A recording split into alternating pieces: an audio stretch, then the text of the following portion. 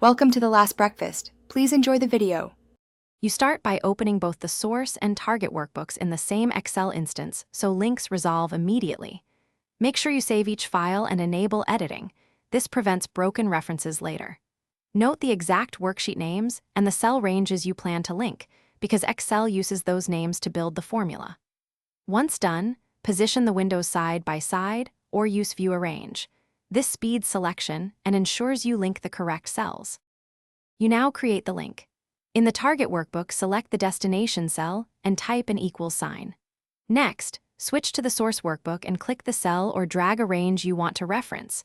Press Enter to complete the formula. For multiple cells, Excel fills relative references. Use Paste Link from Copy menu for bulk linking. Make sure you understand whether you need absolute references with $signs so links don't shift when copied, because this controls stability across edits. Finish by saving both files and testing link updates.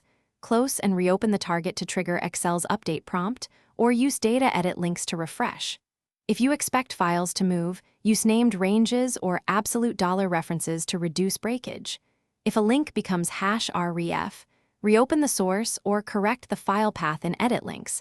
Often the source was moved or renamed. Finally, document the source file location for future users so links remain maintained.